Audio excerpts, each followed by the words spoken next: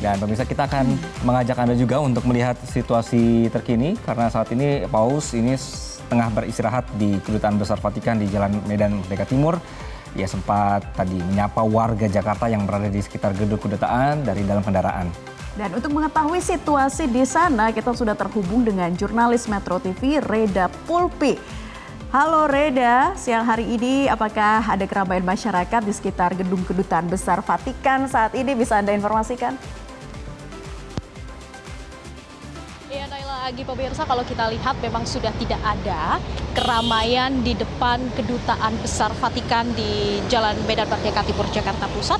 Tapi tentunya dijaga oleh sejumlah pas pampres. Dan juga tadi kalau kita lihat memang setelah Paus ini tiba ke kedutaan, ada sambutan di dalam gedung yang tentunya tertutup. Ini disambut oleh sejumlah pengungsi asing yang tinggal di Indonesia, kemudian ada anak-anak dari panti asuhan dan juga sejumlah suster. Kalau tadi kami sempat berbincang sedikit dengan mereka, kalau dari pengungsi ini tadi mengungkapkan keluhannya bagaimana mereka harus keluar dari negaranya untuk mencari kebebasan. Nah, ini disampaikan kepada Paus. Sementara untuk anak-anak tadi juga berbincang langsung dengan Paus Fransiskus, sempat menyanyikan lagu pula dan juga diberikan cenderamata berupa rosario. Dan mereka tadi juga sempat berinteraksi secara langsung dengan Paus meskipun tidak lama, hanya sekitar 5 menit. Kemudian Paus Fransiskus langsung beristirahat setelah perjalanan panjang dari Roma menuju ke Indonesia. Dan besok barulah aktivitas atau kunjungan dan juga agenda dari Paus Fransiskus akan dimulai. Kalau besok akan ada sejumlah agenda mulai dari bertemu dengan Presiden Joko Widodo di Istana Negara, kemudian setelah itu menuju ke Gereja Katedral dan juga menuju ke Geraha Pemuda yang masih ada dalam satu kompleks dengan Gereja Katedral.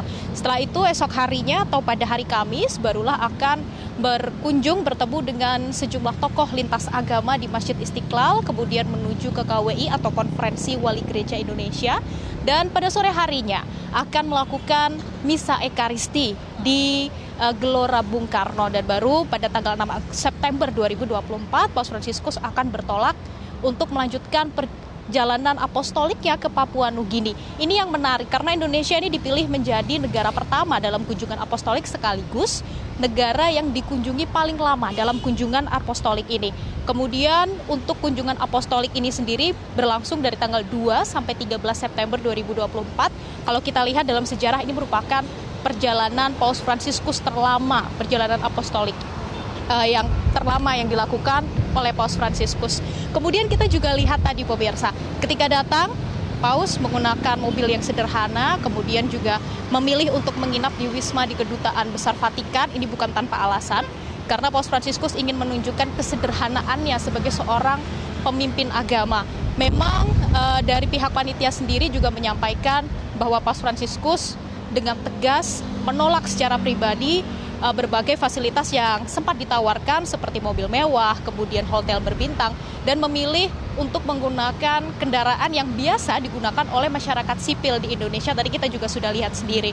Kemudian juga memilih untuk tinggal di Kedutaan Besar Vatikan. Meskipun akan menginap di sini selama 4 hari 3 malam, tapi tampaknya dari luar tidak ada penjagaan yang terlalu ketat, meskipun kalau kita lihat di titik-titik tertentu ini tentunya tetap ada pengamanan, ada sekitar 500 personil gabungan yang ada di Ring 2 dan Ring 3, di mana Ring 2 dan Ring 3 ini termasuk ada di kawasan Stasiun Gambir, Monas, Tugu Tani, termasuk juga di Gereja Katedral. Ini juga ada personil gabungan yang terus bersiaga selama 24 jam sampai nantinya Paus Fransiskus melanjutkan perjalanan apostoliknya ke Papua Nugini pada 6 September 2024.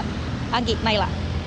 Baik, Reda, tadi kan sempat Anda sebutkan juga ya bahwa pengamanan juga sepertinya biasa-biasa aja di sana. Dan kondisinya kalau kami lihat di belakang Anda juga ini normal-normal aja begitu ya.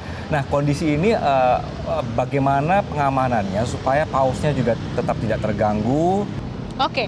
Agi, Naila, kalau kita lihat memang tidak ada pengamanan yang terlalu ketat. Bahkan tadi bisa saya ceritakan juga untuk penutupan jalan di depan Kedutaan Vatikan ini hanya berlangsung sekitar 5 menit. Jadi ketika Paus tiba di Bundaran HI barulah jalanan di depan Kedutaan Besar Vatikan ini disterilisasi. Ketika Paus Fransiskus tiba masuk ke dalam meskipun tidak melalui pintu yang mungkin dapat Anda lihat di layar kaca, namun melewati pintu yang lain.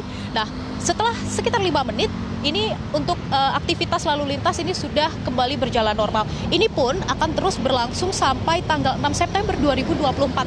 Tidak akan ada pengalihan arus selama 24 jam, tidak akan ada penutupan jalan, di mana nanti pengalihan dan penutupan jalan hanya terjadi ketika Paus Fransiskus ini melakukan mobilitas dari satu kunjungan ke lokasi kunjungan lainnya. Jadi masyarakat tidak perlu khawatir.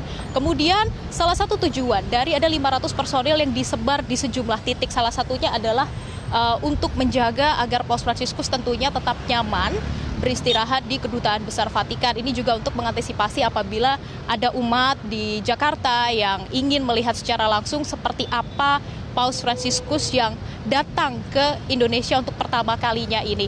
Kemudian selain itu, ini juga dihimbau untuk masyarakat agar tetap bisa menjaga ketertiban dan juga kedamaian selama Paus Fransiskus datang kemari. Nah, ini yang menjadi poin yang cukup menarik pemirsa, di mana keberagaman di Indonesia ini menjadi salah satu alasan mengapa Paus Fransiskus tertarik untuk mengunjungi Indonesia yang sudah sempat tertunda sebenarnya sejak tahun 2020, namun karena COVID-19 baru terrealisasi pada 2024 ini. Demikian yang dapat kami sampaikan, kembali ke studio, silakan. Oke, baik. Jadi pengamanannya juga sepertinya tetap ketat, tapi biasa-biasa saja, aktivitas normal. Kemudian juga inilah yang kemudian dimanfaatkan juga untuk umat ini ya, kan pengen ya ketemu Paus gitu ya, makanya juga mungkin mereka berdiri atau menunggu di depan begitu. Reda Pulpi, terima kasih atas laporan Anda di siang hari ini. Sangat dinantikan masyarakat tentunya. Ini adalah kunjungan yang sempat tertunda, harusnya 2020, tertunda karena pandemi begitu ya, dan akhirnya berkunjung juga ke Indonesia pemirsa. Jelajahi cara baru mendapatkan informasi. Download Metro TV Extend sekarang.